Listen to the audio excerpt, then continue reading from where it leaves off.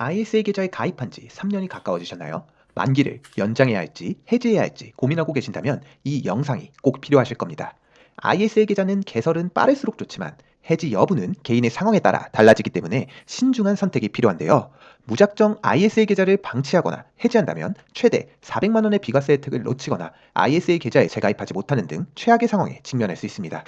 오늘 이 영상을 통해 현재 상황에 맞는 ISA 계좌 만기 전략을 명확하게 파악해 보시기 바랍니다. 꼭 끝까지 시청해 주세요. 추가로 영상의 이해를 돕기 위해 ISA 만기 해지 전 체크리스트를 스프레드시트로 작성해 고정 댓글에 올려놓았습니다. 함께 참고하시면서 영상을 보면 좋으실 것 같네요. 전략 수립에 앞서 ISA 계좌의 만기 관련 기본 정보와 용어를 정리해 보았습니다. 많은 분들이 헷갈려 하시는 부분이 의무가입 기간 종료일과 만기일의 차이인데요. ISA 계좌를 가입하는 이유는 세금 혜택을 받기 위함인데 이 혜택을 받기 위해서는 반드시 유지해야 되는 기간인 의무가입 기간이 있습니다. 이 기간이 바로 우리가 흔히 알고 있는 ISA 계좌의 3년이죠. 하지만 3년이 지났다고 해서 만기가 자동으로 끝나는 것은 아닙니다. 저의 아내의 ISA 계좌를 예를 들어 설명드리자면 21년 11월에 ISA 계좌를 개설하였는데요. 당시 만기일은 8년 뒤인 29년 11월로 설정하였습니다. 하지만 앞서 설명드렸듯 ISA 계좌의 의무 가입 기간은 3년이므로 올해 24년 11월이 의무 가입 기간 종료일이 되는 것이죠. 만약 의무 가입 기간에 3년이 지나지 않은 시점에 중도 해지를 하게 된다면 세제 혜택을 받지 못하는 것은 물론 15.4%의 세율을 적용받게 됩니다. 하지만 의무 가입 기간이 종료되는 24년 11월 이후에는 만기일 전 어느 시기에 중도 해지하더라도 최대 400만 원의 비과세 혜택과 초과분에 대한 9.9% 분리과세 혜택을 모두 받을 수 있게 되는 것이죠. 이처럼 만기일을 길게 설정하였다면 ISA 가입 후 3년이 지나도 크게 신경 쓸 것이 없습니다. 하지만 가입 당시 만기일을 의무가입 종료일과 동일하게 설정해 놓았다면 주의가 필요한데요. 우선 가입 당시 ISA 계좌의 만기일을 너무 짧게 설정해 놓아서 만기일을 연장하고 싶은 경우 연장이 가능한 시기는 만기일 기준 3개월 전부터 연장이 가능합니다. 그렇기에 만약 뒤에서 설명드릴 몇 가지 케이스로 인해 만기일 연장이 필요한 상황이라면 내 ISA 계좌에 만기 3개월 전이 되는 시점에 만기 연장을 필히 신청해야 하죠. 하지만 연장 시 연장 신청 기간뿐만 아니라 주의해야 할 사항이 하나 더 있는데요. ISA 만기 연장 진행 시에도 계좌 개설과 동일한 조건을 적용받기 때문에 만기일 기준 직전 연도 3년 동안 금융종합과세 대상자가 되었다면 연장이 불가능합니다.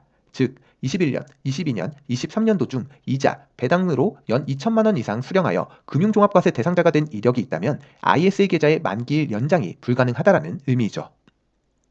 연장 기간을 놓쳤거나 과거 금융종합과세 대상자로 연장이 불가능한 상황이어서 24년 11월에 만기일이 도래하였다면 세제 혜택을 받기 위해서는 무조건 만기일 후 30일 이내에 현금화하여 증권사로부터 해지 신청을 해야 됩니다. 만약 이러한 내용을 모르고 ISA 계좌를 전액 현금화하지 않았거나 해지 신청을 하지 않았다면 ISA 계좌의 비과세, 분리 저율과세, 손익통산 등 모든 혜택을 받을 수 없게 되는 것이죠. 추가적으로 ISA 계좌에서 많은 분들이 오해하시는 게 해지하면 끝나는 거 아닌가? 라고 생각할 수 있지만 ISA 계좌의 해지와 폐쇄는 엄연히 차이가 있습니다. 앞서 설명드렸다시피 의무가입 기간이 3년이 지난 시점에 세제 혜택을 받기 위해서는 종목을 모두 현금화하고 ISA 계좌 해지 신청을 해야 하는데요.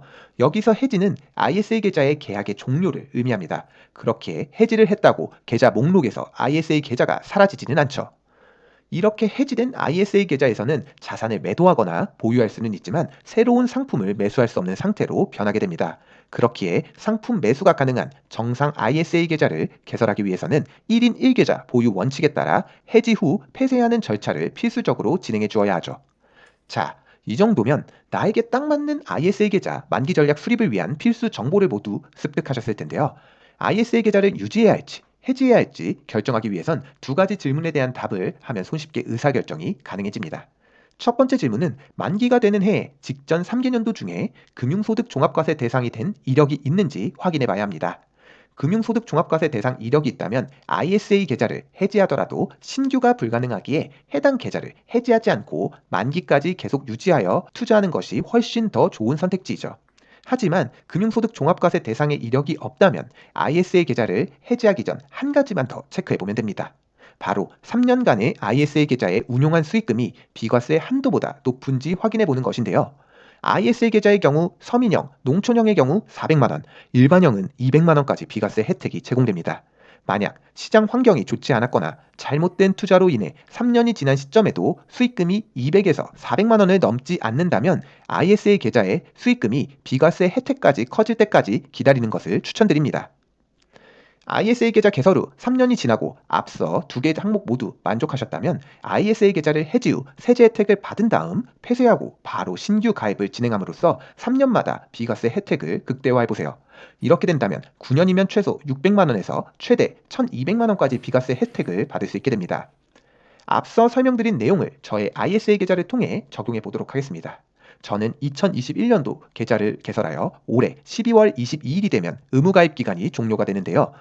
저는 21년, 22년, 23년에 금융소득 종합과세 대상이 된 이력이 없고 3년간의 수익금이 550만 원으로 비과세 한도 200만 원보다 크기에 올해 12월이 되면 해지 후 재가입하는 전략으로 ISA 계좌를 운영할 계획입니다.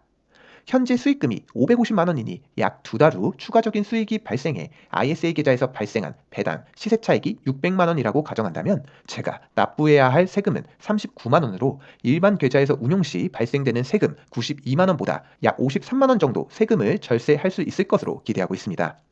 여기서 절세를 극대화하는 한 가지 팁이 더 있는데요. 저는 ISA 계좌 해지 금액을 일반 계좌로 이체하는 것이 아닌 연금 계좌로 전환하는 제도를 활용함으로써 추가적인 세액 공제와 연금 계좌의 납입 한도를 증가시켜 과세 이연 혜택을 극대화하고자 합니다.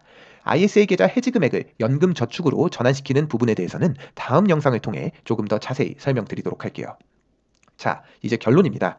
ISA 계좌의 만기, 해지 전략은 생각보다 고민해야 될 요소가 많습니다. 주요 포인트만 빠르게 살펴보자면 ISA 계좌의 만기일을 꼭 확인 후 만기일이 지났다면 30일 이내에 현금화하여 계좌 해지 절차를 진행하셔야 합니다. 다음으로 만기일은 긴데 의무가입 기간 3년이 가까워져 온다면 3년이 되는 시점에 계좌를 유지해야 할지 연장해야 할지 의사결정이 필요한데요. 이때는 지난 3년간 금융소득 종합과세 대상자인지 여부와 나의 수익금이 얼마였는지만 확인한다면 내 ISA 계좌의 만기 전략을 손쉽게 수립하실 수 있을 겁니다. 이렇게 ISA 계좌의 만기가 되는 시점에 고려해야 할 사항으로 스프레드시트의 정리 후 고정 댓글에 링크로 걸어두었으니 필요하신 분은 참고하셔서 활용하시기 바랍니다. 오늘도 긴 영상 시청해주셔서 감사하고 좋아요와 댓글로 응원 부탁드립니다. 지금까지 투자 자동화를 설계하는 너치 플래너 스너치였습니다. 감사합니다.